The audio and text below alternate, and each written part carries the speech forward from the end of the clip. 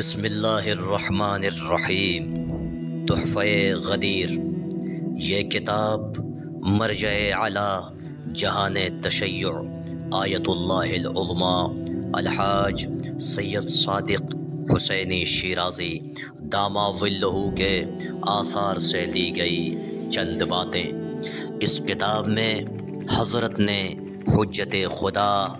امام کی اہمیت اور ضرورت کو بیان کرتے ہوئے فرمایا کہ زمین حجت خدا سے خالی نہیں ہو سکتی۔ اگر ایسا ہو جائے تو یہ دنیا تباہ و برباد ہو جائے۔ اس لیے رسول اللہ صلی اللہ علیہ وآلہ وسلم نے اللہ کے حکم سے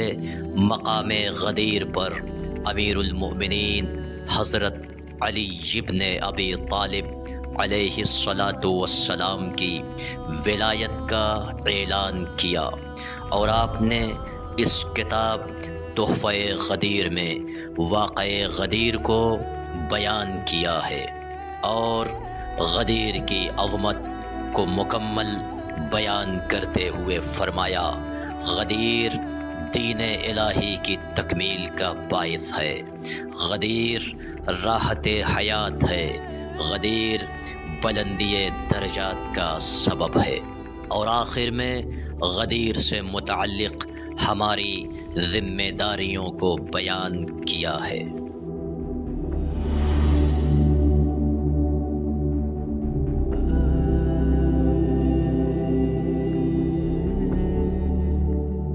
اعوذ باللہ من الشیطان اللعین الرجیم، بسم اللہ الرحمن الرحیم،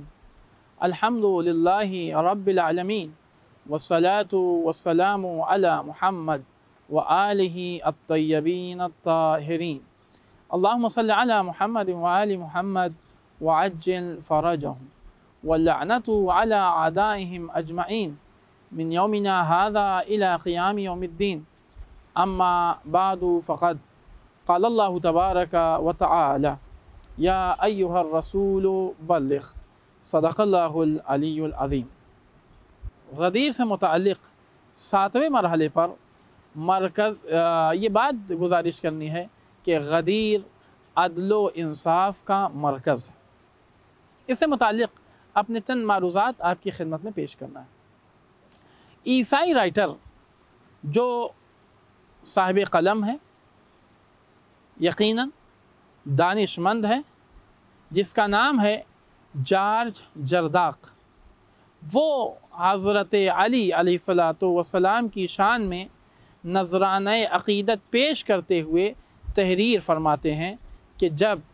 میں نے مسلمانوں کے عظیم الشان فرما روا جانشین پیغمبر امام المتقین حضرت علی علیہ السلام کی سیرت طیبہ کا مطالعہ کیا تو یہ اندازہ ہوا کہ جیسے دنیائے انسانیت کو اس کی کھوئی ہوئی چیز مل گئی ہو۔ میرے دل نے بے ساختہ یہ آواز دی کہ روئے زمین کو ظلم و جور سے پاک کرنا، مظلوموں کو ان کا حق دلانے والا، ظلم کا ہاتھ روکنے والا، ستم رسیدہ کو امن و سکون عطا کرنے والا، اور پوری دنیا کو عدل و انصاف سے پر کرنے والا اگر کوئی ہے کہ جس کے اندر یہ سارے صفات، یہ ساری خصوصیات دکھائی دیتے ہیں تو وہ ہیں حضرت علی ابن ابی طالب علیہ السلام، کہ آپ کے اندر یہ تمام کمال، آپ کے اندر یہ تمام صفات بڑے اچھے طریقے سے پائے جاتے ہیں۔ اور اس نے امیر المومنین علی ابن ابی طالب علیہ السلام کی زندگی پر غور کرنے کے بعد اپنی کتاب کا نام ہی رکھا کہ صوت العدالت الامام العلی صوت العدالت الانسانیہ، یعنی امیر المومنین علی ابن ابی طالب علیہ السلام کی ذات انسانوں کی عدالت کی آواز ہے۔ حضرت امیر المومنین علی ابن ابی طالب علیہ السلام کی اگر پوری زندگی کا جائزہ لیا جائے تو امیر المومنین علی ابن ابی طالب علیہ السلام کی زندگی میں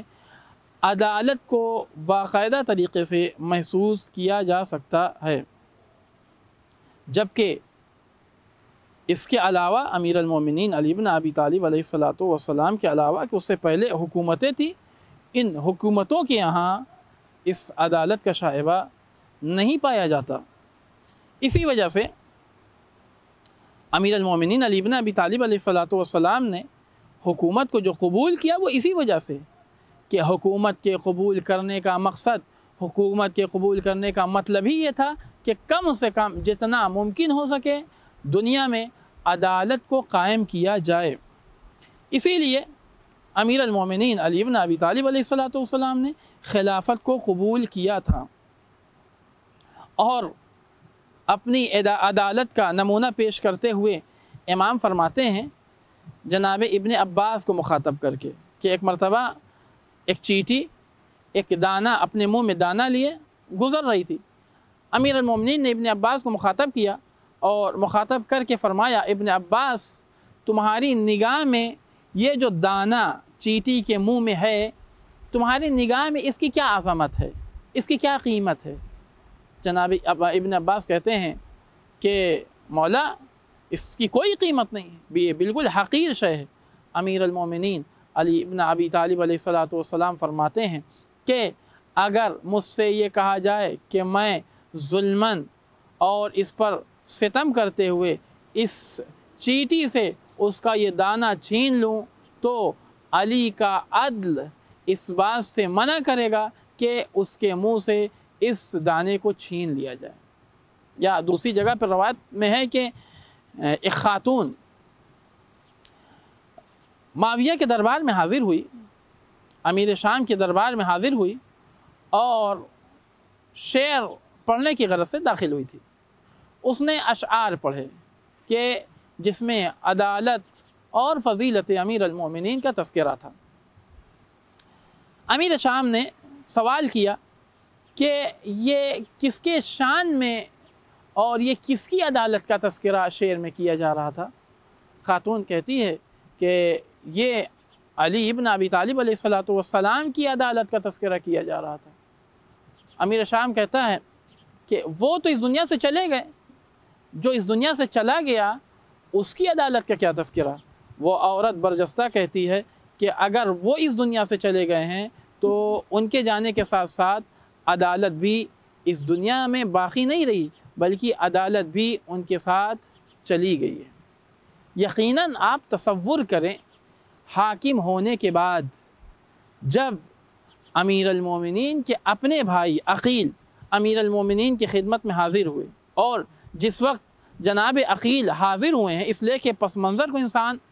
اگر ذہن میں رکھے پھر تصور کر سکتا ہے، جس وقت امیر المومنین علی بن ابی طالب علیہ الصلاۃ والسلام کی خدمت میں جناب عقیل حاضر ہوئے ہیں، خود امیر المومنین فرماتے ہیں کہ عقیل کی حالت یہ تھی کہ کھانے کے لیے کچھ نہیں تھا، کھانا نہ ہونے کی وجہ سے ان کے اور ان کے بچوں کے چہرے سیاہ پڑ گئے تھے۔ مجھے جب ان کا چہرہ دکھائی دیتا تھا تو مجھے رونا آتا تھا، لیکن ان سب کے باوجود جب امیر المومنین کی خدمت میں جناب عقیل حاضر ہوئے اور حاضر ہو کر 3 کیلو اناج کا مطالبہ کیا تو امیر المومنین علی بن ابی طالب علیہ الصلاۃ والسلام دینے کے بجائے لوہا گرم کرتے ہیں، اور گرم کرنے کے بعد عقیل کی طرف بڑھاتے ہیں، اور جیسے ہی عقیل کی طرف بڑھاتے ہیں جناب عقیل نے فریاد کرنا شروع کیا۔ امیر المومنین نے فرمایا، عقیل تم نے انصاف نہیں کیا، تم اس بات کو قبول نہیں کرتے کہ تم دنیا کی آگ کو برداشت کرو، اور تم مجھ سے یہ چاہتے ہو کہ میں آخرت کی آگ کو برداشت کروں۔ یعنی مطلب کیا ہے؟ مطلب یہ ہے کہ میں بیت المال کے اوپر قابض ہوا ہوں، بیت المال پر قابض ہونے کے بعد ضرورت ہے اس بات کی کہ میں رشتہ داری کو نہ دیکھوں، بلکہ میں عدل و انصاف سے کام لوں، اور عدالت جس چیز کا تقاضا کرے میں اس کے مطابق چیزوں کو تقسیم کروں، اس لیے کہ بیت المال اللہ کا مال ہے، اللہ کے مال پر صرف اور صرف اللہ کے بندوں کا حق اسی کے استحقاق کے اعتبار سے ہے۔ والحمد للہ رب العالمین، وصلی اللہ علی محمد وآلہ الطیبین الطاہرین۔